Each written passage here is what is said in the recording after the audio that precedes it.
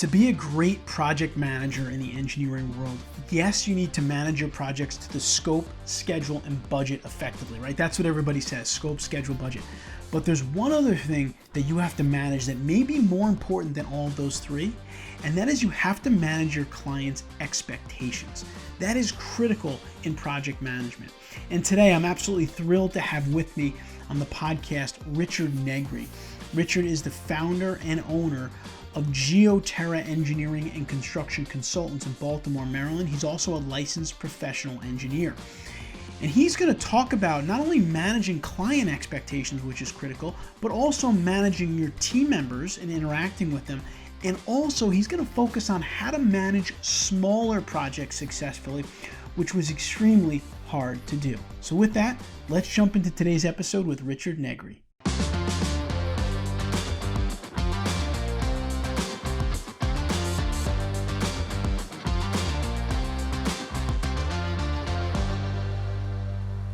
All right, I'm excited to welcome our guest onto the podcast today. Rich Negri is the owner and principal engineer of Geoterra Engineering and Construction Consultants. Rich, welcome to the Engineering Project Management Podcast.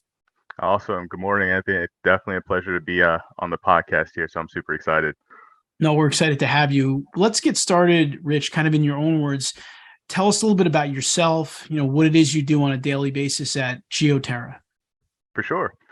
So yeah, as you mentioned, I'm the owner and principal engineer of Geoterra Engineering Construction Consultants. So my background is actually in civil engineering. I've specialized in geotechnical engineering, structural engineering for light frame structures, as well as project and construction management.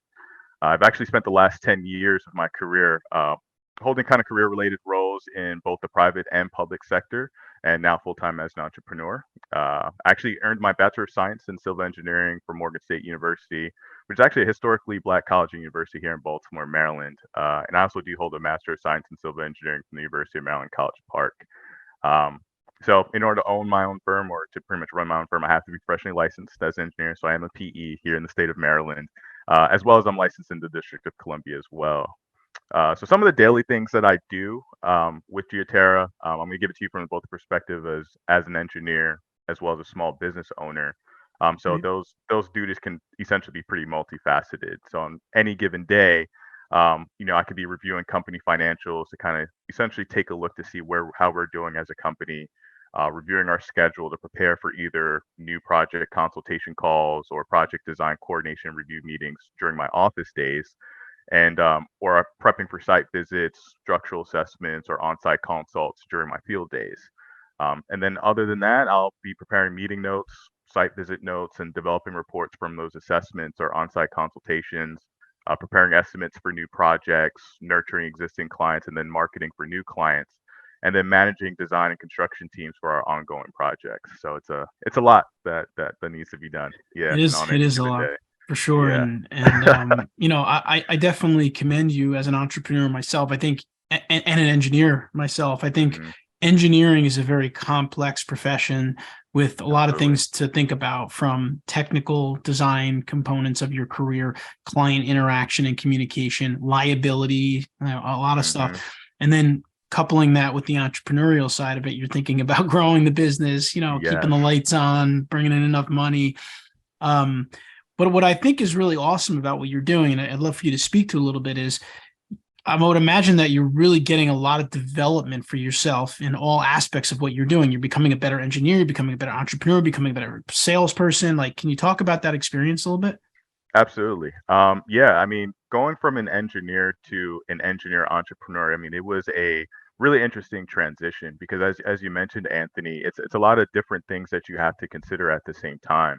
When you're in your career as an engineer, you're considering mostly, are you technically competent enough to, handle the projects that are being assigned to you? Especially when you're first starting out, a lot of the work might be kind of menial at first, and then you kind of progress depending on what aspect of engineering you want to get into. A lot of engineers, I know coming out as a civil engineer, either branch off into design, project management, or construction management. For myself, I actually maintained a lot of work and did a lot of work mostly on the design aspect, and later got some of the project management and construction management experience. So transitioning from being, the from the more technical roles and doing mostly design work, and then deciding to become an entrepreneur, it required a lot of professional development in that sense, a lot of learning Mm. that you're not necessarily going to get on the job. So it's a lot of professional development that you kind of have to seek out on your own. I mean, podcasts such as yours here, provide a lot of that insight. I was actually aware of this podcast prior to actually being on the show, so it's interesting, kind of full circle now, actually being a guest on the show now. So this is actually really awesome. But finding digital mentors, finding other mentors that are either engineers or small business owners themselves to kind of get a little bit more insight. It's extremely important, because when you make that transition, you realize that you have to wear many of these different hats, especially when you're first starting out. It can be really challenging, for sure. Yeah, for sure. No, I mean, listen, I think what you're doing is great. I think that you're really forcing yourself to develop, technically, like you said, you had a lot of that earlier in your career, but obviously you're always developing technically as you get new projects and stuff. Mhm. You project management, which we're going to talk about in a few minutes. Obviously, you've got to manage a lot of projects in your role, and you've been learning that. But then also on the entrepreneurial side, you really need to understand business, finance, sales, and all that Yep, stuff. So that's really great. And I guess you'll see what happens. But as the company grows, I would imagine like you're not going to be able to continue to do all of those things. And I guess that's where yeah, you have to try to find other people and start to do some delegation. But let's absolutely. let's get into what you do now in terms of projects. Let's talk a little bit about engineering in the residential real estate industry. What does that look like? Sure. So entering in the real estate industry is definitely, it's pretty fascinating and interesting. So I can talk primarily from what we do here at Geoterra, as we primarily offer structural expertise for light frame structures, and most of the time we're working with individuals who have limited knowledge on the subject and are relying essentially on our expertise to make a huge financial decision. So that's whether that's purchasing a new family home or taking on an investment property. So a lot of our clients are typically realtors, current and new homeowners, home inspectors, lender appraisers, could even be insurance companies, contractors, as well as investors. So much of the work entails mainly assessing foundations and or other structural related issues that may be observed during the property's inspections or appraisal phase of the purchase transaction. So, and after our assessment, what we'll do is we'll issue reports with our professional opinion with any recommendations to address issues that we find that should be of concern. But Hmm. other services that we can offer within the real estate industry as well is we also do load bearing determinations. The big thing now, particularly in real estate, is these open concept plans. So many of our investors and existing homeowner clients, they're looking to open up these spaces, and that requires removing walls that could potentially be load bearing. So they'll call us out, and we can come out and provide those determinations, as well as any structural alteration recommendations to make that happen. We also develop renovation drawings. We also review existing permit plans that may be developed by architects that require structural input. We also provide permitting support services, third-party inspections for local jurisdictions where it's allowable, as well as post-construction certification. So it's actually a pretty, it's a kind of cornucopia of different services that you can provide within the real estate industry. As an engineer, it was actually quite a surprise to myself, Yeah. how involved engineering actually is in the real estate industry. So I guess a follow-up question on that, Rich, is how did you like what made you decide to get into that niche, the real estate industry? Man, that's actually a really great question because I actually accidentally fell into this. So I'm a real estate investor myself. On something that I do aside from engineering, but one of the things that at one point in time I was looking to see is like, well, how do I combine my love for real estate as well as my skill set in engineering? And one of the first things I thought about was actually becoming a home inspector.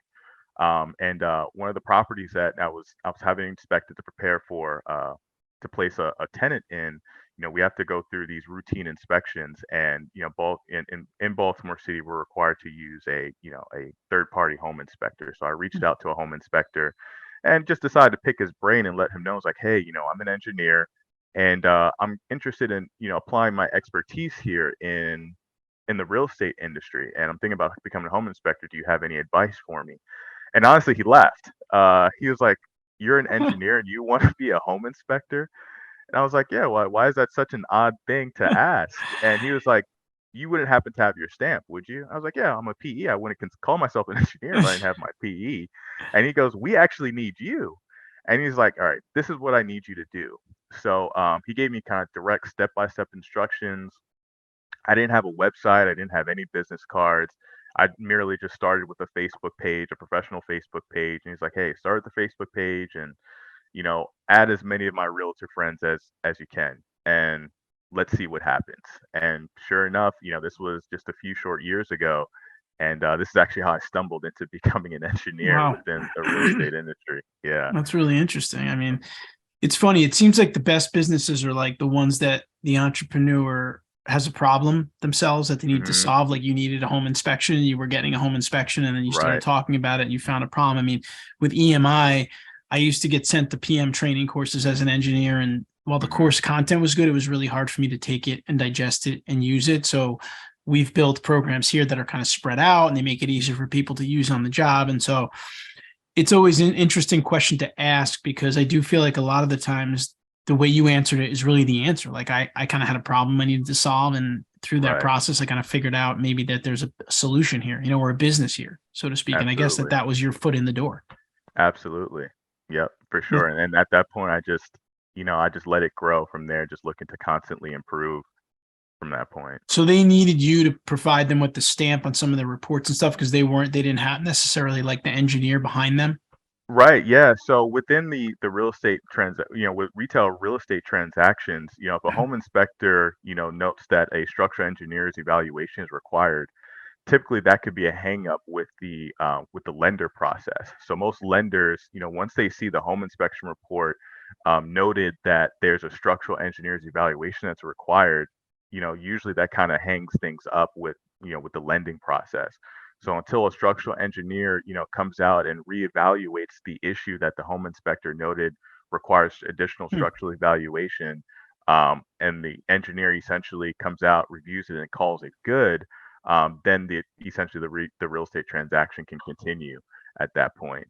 But yeah, it actually came as a shock to me because and like I said, as a real estate investor myself, I had never come across an issue where there was a structural evaluation that was needed on any of my properties, but I didn't realize that it's actually more common um, than we think. It's interesting, really interesting. So, Yeah, all right, so let's talk a little bit about project management. And sure. I guess before we dive into, project management and what you do in terms of delivering your projects, let's just talk about your background on project management. Have you ever had any kind of formal training or was it something you kind of learned on the job? Talk about kind of how you learned about project management. Yeah, so it was definitely mostly on the job training through the career roles that I've had. As I mentioned earlier, I spent a lot of time in both the private and public sectors. And, as I kind of progressed through my career, you're given more and more responsibilities. Essentially when you're starting out, you're learning kind of more of the not necessarily the bare minimums, but the building blocks to, what it is that you're going to be doing as an engineer within your particular discipline. For me, it was geotechnical engineering and, structural for light frame structures. So as I became more well versed in those particular areas, I was given more responsibilities. And then generally, as you progress, sometimes at times you're going to be responsible for leading projects that are dominated by your particular discipline.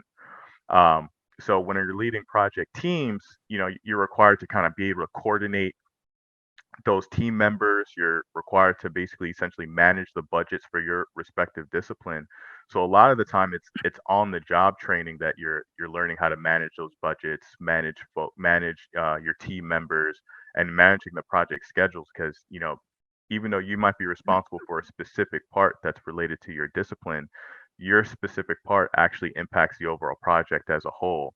So although you might not be managing the entire project, within your respective discipline for your portion of the project, there's a project management component that's involved. Particularly with the public sector agencies that I work for, that's generally how it works. You kind of have your different disciplines, and with those multidiscipline teams, you're responsible for your particular portion. So, for example, with geotechnical engineering, for before any projects begin, whether it's at the feasibility phase or if we're preparing to get ourselves into the design phase, usually it's a subsurface investigation is usually the first start. So, I would manage the subsurface investigation process where I'm developing the scope, At that point, then I'm assigning the drill team, putting out, assigning the junior engineers or the technicians to go out and actually, do the field logging, to actually run the subsurface investigation program, making sure that the subsurface investigation is basically executed within budget and within the time that that's allotted for it. So all those, so with the basic, those 3 points of project management where you're managing time, budget, and scope. It's that delicate balance of ensuring that your particular portion is executed, um, you know, al- executed along the path that's designated for it within the overall project. And a lot of that is you learn it on the job, at least in my experience. But some of the formal maybe project management experience I have, I wouldn't necessarily call it specific to project management, but I've done a lot of leadership development training where, they focus a lot really on, communication, because that plays a really huge part in, what we do as a project manager for sure. Sure. Yeah, no, interesting stuff. So, and I agree with you that a lot of it learning on the job is important as a project manager. I think that's where you learn. I mean, I think in a perfect situation, it'd be great if an engineer could have some solid PM training coupled with Absolutely. PM experience on the job. It doesn't always happen that way, of course. Some Right. firms don't offer any training, or some firms offer the training, but then there's a gap between them actually getting to practice those skills on the job. So it's really important, I think, to have a good blend. But getting back to what you do kind of in the real estate industry, or just in general from your career, what are some of the things that you've done to help you to be able to deliver projects on time and on budget? What are some of the tips or strategies or things that you found have been beneficial to projects that are on time? Yeah. So the biggest thing, which I feel is probably like maybe the most obvious thing, is really kind of sticking to what we know and what we do well. And we're actually very transparent about that. So we actually also implement common systems and processes across the variety of services that we offer, and that's to ensure optimal workflow. We also maintain shared calendars amongst our team. So that way we also have weekly communications regarding ongoing and upcoming projects. And that way we can appropriately manage and distribute workload. We also implement lessons learned from past projects. I think that's absolutely key. Hmm. And we do our best to stay current with the changes within the industry that might impact our current or future work. And also working closely with our clients. We kind of working closely with them in a collaborative effort to ensure that they're kind of kept apprised every step of the way, and that limits miscommunication. And when that way we can handle issues proactively and even efficiently as they become apparent or arise. Hmm. Wow, that's awesome. Some really good tips there. I really like the idea of keeping people on the same page, like you said, Yep. shared calendars, regular meetings, things of that nature, which is really important. How about communication with regards to managing client expectations? What does that look like? Because that's an important part of project management. Man, you know, personally, I feel like the latter part of the question is the answer to the question, because knowing the client scope, allowing them to kind of spew out their wants and needs is the best first step. Just kind of get it all out there, get it down on paper, get it down on the whiteboard. Essentially that brainstorming aspect of kind of knowing exactly fully what it is that they're looking for. Then you kind of start narrowing down what's the negotiable and non-negotiables, as well as what's feasible and not feasible, based on a variety of aspects that might be related to your specific project. But the two biggest, aspects that typically applies to any project is usually time, and budget. But then ultimately, managing client expectations really requires effective listening as well as communication.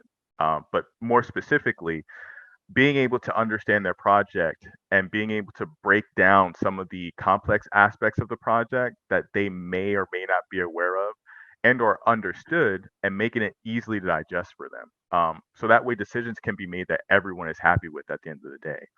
Now, obviously, the goal is always to be able to deliver the full scope, within the available resources and time frame.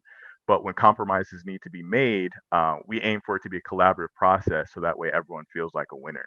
And that's why communication plays a really big role here, because some clients, if they can't get everything they want, depending on how you deliver that message, it could turn a client from being a really awesome client to, potentially a nightmare client, Hmm. but being able to communicate effectively by, listening to their wants and needs, but then also being able to communicate, where some of those potential pitfalls might be, where they might be misunderstanding what's feasible or unfeasible, or what's realistic versus unrealistic. Being able to communicate that in an effective way is extremely important. So that way, at the end of the day, when the project is executed, everyone feels like they've won.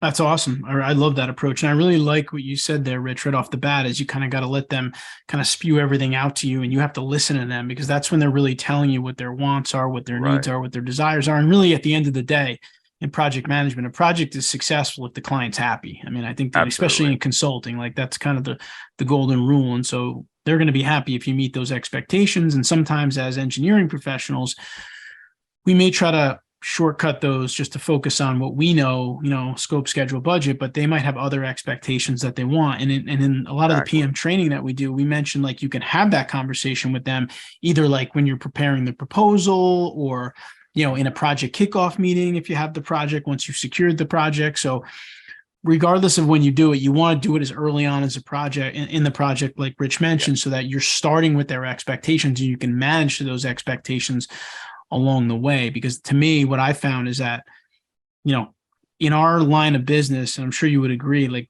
repeat work can be really important for engineering companies, and you get 100%. that from happy clients. So Absolutely. Yep. And referrals as well. yeah, yeah, and referrals, absolutely. Um, so you do manage, a team at various levels. You talked a little bit before about some of the things you do. But I would imagine in such a complex industry like engineering, some of that project communication can become difficult. So, what are some of the tips or tools that you use to make sure that you're communicating effectively with your project team members? Absolutely. Great question. So, like managing client expectations, it's also important to know the roles and capabilities of each of your team members, and where they're going to be required in the overall process.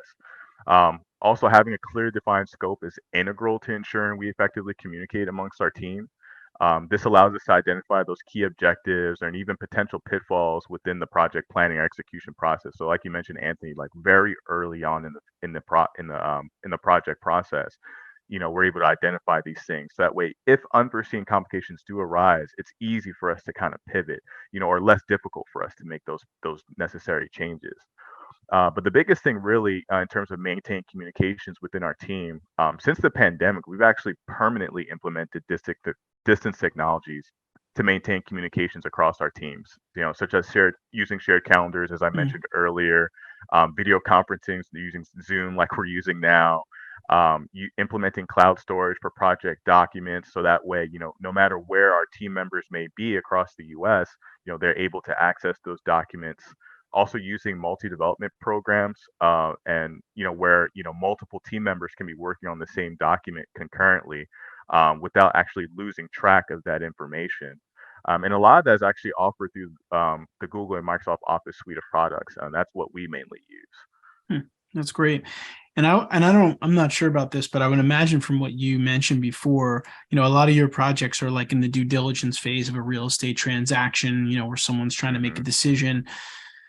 So I would imagine that you have a lot of your projects are kind of smaller, faster projects. You have to do them quickly, get them done, get on to the next one. Absolutely. Does that, I know managing a small project versus a large project, a lot of the fundamentals are the same, but some of the Hmm. things are different because your budgets are smaller, Right. you have a shorter window. What can you say about like managing smaller projects and how like what you have to think about as a PM in that situation? Yeah, the best thing for managing those smaller projects, especially if they're very similar in nature, is essentially having put a process down for Hmm. those specific projects. Essentially, having that process flow allows you to not necessarily be hands off, but really where you can do a lot more delegation, and then you're providing more of that general oversight to ensure that that project is moving along, essentially pretty quickly as it needs to be.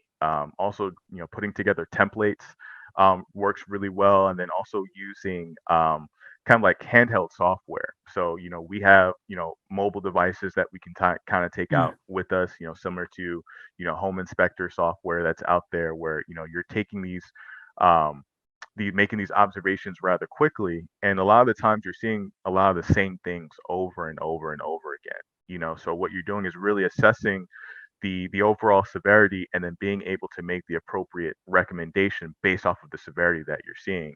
And then obviously, you're taking into account other factors. So, but the important part is having that process, because when you have that process of knowing what it is that you're looking for or looking out for from start to finish, from exterior to interior, it allows you to make the appropriate um, recommendations based off of the appropriate professional judgment and opinion at that point. Um, but yeah, the biggest thing is definitely having those processes in place first for those smaller projects, especially if it's pretty routine and similar in nature. And that allows us to kind of keep things moving along very quickly, particularly for those smaller projects. That way, when we have bigger projects that come in, we can dedicate the appropriate time and attention to detail for those. Yeah, I mean, I think that's a great approach, because I think you could have small projects and large projects can certainly both be profitable, but I think there's less room for error with these smaller projects, obviously, because you Absolutely. have smaller budgets. So I think having a really good process in place that you can kind of duplicate for each project and make some minor changes depending on what's different is a great approach. I mean, and I think these are the things you need to think about as an entrepreneur when you're trying to scale and grow a business. Like, if I'm going to work on small projects, I'm going to need a lot of small projects to be able to Yep. grow the company. And if I'm going to need a lot of small projects, I'm going to be able to kind of crank these projects out, Exactly. which leads you down the road of the tools and the templates and the processes, which I think is great. All right, so we're going to take a quick break, and we're going to come back with Rich in a minute and finish up with our PM pitfall segment. We'll be right back.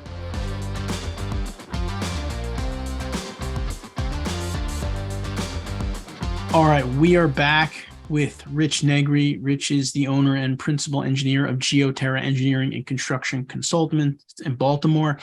He's talked about a lot of really interesting stuff related to the real estate industry, managing small projects, and just a lot of good stuff. And Rich, kind of to wrap up here, what I want to ask you about is, this is our PM pitfall segment. So we're looking for a project management pitfall or challenge that you see often in projects, and how a project manager can try to avoid that pitfall or kind of deal with that pitfall. Yeah, for sure. One of the biggest pitfalls, which we kind of alluded to a little bit earlier, mentioned earlier, is not fully understanding what it is that your client is looking for at the end of the day. Because as we mentioned earlier, being able to deliver a project that the client is fully satisfied with is the end goal, right? And obviously, it requires a lot of communication to get to that point, because we don't know what we can't assume that we know what the client wants. And a lot of times, project managers, either for the sake of moving projects along and to kind of get things done quickly, kind of like to think for the client for them. And in some cases it can work, but in other cases things can go really wrong very quickly.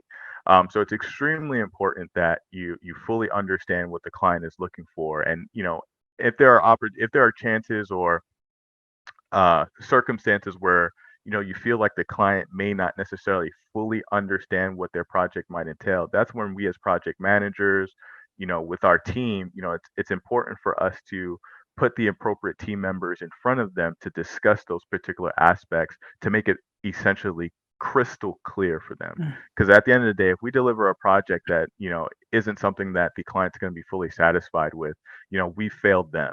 And at the end of the day, if our business is reliant on those repeat customers or referrals, that could be a potential customer or client lost, or potential, referrals lost down the line. So the biggest thing is definitely, taking the time to really understand what your clients' wants and needs are, and maintaining that communication throughout the lifetime of the project. So that way, as changes, arise, or as their wants and needs change, you're aware of those things. And that way, at the end of the day, you can deliver, a project that they're fully satisfied with.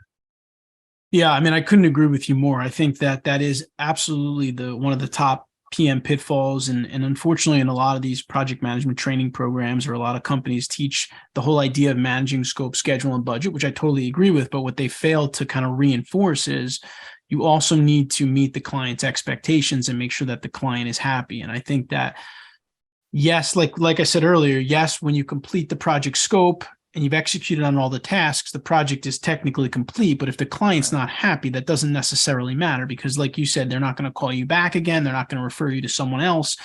And in the Right. consulting world, you need to build business, or else you're not going to be managing any projects for the long Exactly. run.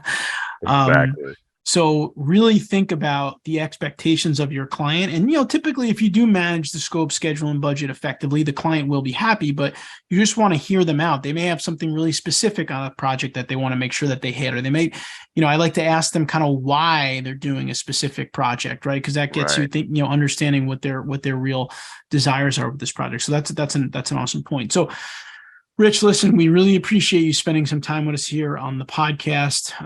You've given us a lot of great information. I commend you on, taking the risk of, being an entrepreneur at the same time Thank as you. being an engineer, which is two really complicated things to do. Before we let you go, where can our listeners learn more about you? I'm sure they can connect with you on LinkedIn. Maybe you want to give us the website for your business. Yeah, for sure. Yeah, definitely connect with me via LinkedIn. So it's my first and last name, Richard Negri. And then also our business, our website is www.geoterra.ec. So it's Echo Charlie at the end of geoterra.com. And then I'm also on Facebook as well. Same thing, first, last name. You'll be able to find me on Facebook. Awesome. Well, Rich, thanks again so much for spending some time with us on the Engineering Project Management Podcast. We really appreciate it. Absolutely. It's my pleasure. Thanks for having me, Anthony.